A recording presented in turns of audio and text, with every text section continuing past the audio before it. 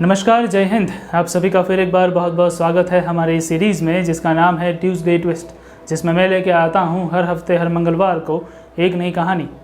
नवरात्रि का पर्व है और इस नवरात्रि के पर्व पर आप सभी को हार्दिक शुभकामनाएं।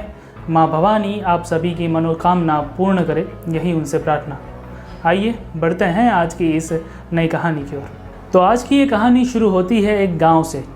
एक प्यारा सा छोटा सा गांव था। गांव में रहता था एक बनिया और उस बनिए की थी एक छोटी सी दुकान जिसमें वो राशन और किराने का सामान बेचा करता था। वो बनिया बहुत ही मेहनतकश और ईमानदार था। पूरे गांव में उसकी ईमानदारी की मिसाल दी जाती थी और उसके दुकान पर हमेशा ही लोगों की भीड़ लगी रहती थी। अब ऐसे ही एक दिन उसके दुकान पे रोज़ी की तरह बहुत सारी भीड़ थी। वो अपने दुकान पे आए हुए ग्राहकों को अपनी अपनी चीज़ें देने में व्यस्त था। तभी एक साधु वहाँ पे आए। वो साधु सामान्य कपड़ों में थे, भगवा उन्होंने पहरा हुआ था और दुकान में आते ही उन्होंने अलग जगाया। बनिए ने देखा तो साधु को देखते ही वो झुककर उन्हें प्रणाम करने गया। साथ ही में साधु की आगता स्वागता की। उन्होंने साधु को पूछा कि कुछ पानी के लिए या फिर खाने के लिए कुछ चाहिए या नहीं चाहिए। ये सब कुछ होने के बाद साधु ने देखा तो वो बनिया बहुत ही मेहनत कर रहा था और ईमानदारी से अपना काम किए जा रहा था। कोई भी गोलमाल जो है वो नहीं कर रहा था अपने ग्राहकों के साथ। ये देखकर वो साधु बहुत ही खुश हुए। उन्होंने उस बनिए को एक कपड़े में लिपटी हुई कुछ चीज़ दी और देते हुए कहा कि ये लो, ये जो है वो तुम्हारी ज़िंदगी बदल सकती है। किसी भी लोहे की चीज़ को इसे स्पर्श कराते ही वो सोना बन जाएगी। इसीलिए इस चीज़ को, इस पत्थर को पारसमणि भी कहते हैं। लेकिन अफसोस कि बनिया उन साधु की बातों को सुनने में ज़्यादा ध्यान नहीं दे रहा था क्योंकि वो व्यस्त था अपने ग्राहकों को सामान देने में। अब साधु सारी बातें कहकर उससे पूछने लगे कि ये जो मणि है, ये जो पारसमणि है, वो मैं कहाँ पे रखूँ। तब उस बनिए ने कहा कि कहीं पे भी रख दीजिए। अब उस बनिए को ये पता ही नहीं था, उसने ये सुना ही नहीं था कि साधु ने कहा क्या, क्योंकि वो अपने काम में व्यस्त था। और साधु जो है वो उस मणि को एक कोने में रख कर चले गए। अब हुआ ये कि 6 महीने बाद वो साधु जो है वो वापस आए।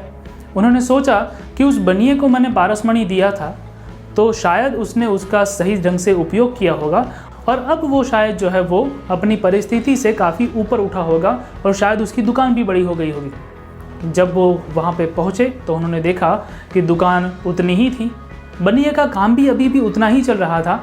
तो साधु ने सोचा कि शायद ये मेहनतकश है, इसीलिए उसने अपनी दुकान में ज़्यादा कुछ बढ़ोतरी नहीं की होगी। वो गए और उनको जाँच करने पर पता चला कि उस बनिए की परिस्थिति में कुछ फ़र्क नहीं पड़ा था। तो उन साधु को बड़ा ही अचरज लगा कि पारसमणि देने के बावजूद भी उस बनिए की परिस्थिति अभी भी वैसी की वैसी कैसे है। वो जाकर उस बनिए से पूछने लगे कि मैंने 6 महीने पहले तुमको कुछ चीज़ दी थी, उसका तुमने क्या किया। तो उस बनिए ने कहा कि मुझे पता नहीं है साधु महाराज, शायद आपने जहाँ पे भी रखी होगी वहीं पे पड़ी होगी, मैंने तो देखा भी नहीं है। साधु ने देखा तो उसी कोने में वो कपड़े में लिपटा हुआ पत्थर वैसा का वैसा पड़ा था।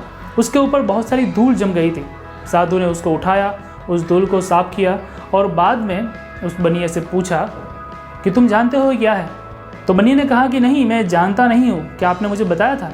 साधु ने कहा कि एक काम करो, तुम्हारे वहाँ जो भी लोहे की चीज़ हो वो लेके आओ। बनिया झट से दौड़ के गया और एक लोहे की कील लेकर आया।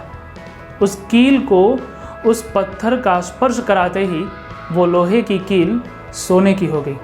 उस बनिए की आंखें वहीं पे फटी की फटी रह गई और वो उस साधु से कहने लगा कि साधु महाराज एक काम करिए, सिर्फ एक दिन के लिए मुझे ये पत्थर दे दीजिए।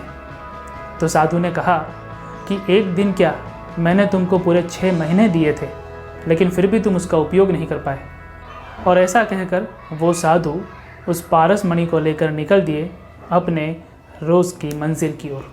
तो दोस्तों, ये थी आज की कहानी। ये कहानी हमें सिखाती है कि कभी कभी हमारे पास कुछ ऐसी चीज़ें या फिर कुछ ऐसी कलाएं होती है, कुछ ऐसी स्किल्स होती है जिसके बारे में हमें खुद ही पता नहीं होता और हम उसको छोड़कर दूसरी चीज़ों के पीछे दौड़ते ही रहते हैं, कभी भी उस स्किल का इस्तेमाल जो है वो कर ही नहीं पाते। ऐसे में होता यही है जो उस पारसमणि के साथ हुआ। वो कोने में पड़ा उसके ऊपर का कपड़ा सड़ जाता है, धूल जम जाती है, फिर भी वो कुछ काम नहीं आता। तो आइए इस नवरात्रि में कुछ नया सोचते हैं। ज़रा सोचिए कि आपके पास कौन सी स्किल्स हैं, कौन सी ऐसी चीज़ है जिसका आप इस्तेमाल कर सकते हैं लेकिन कर नहीं पाते। रोज़मर्रा की ज़िंदगी में आप इतने व्यस्त हो गए हैं कि अपने कौशल्य को भूल गए हैं। अगर ऐसा कुछ आपके पास भी है तो कमेंट सेक्शन में मुझे बताइए, और साथ ही में अगर वीडियो पसंद आता है तो वीडियो को लाइक कीजिए, शेयर कीजिए अपने दोस्तों के साथ। मिलता हूँ आपसे अगले मंगलवार को, तब तक के लिए जय हिंद।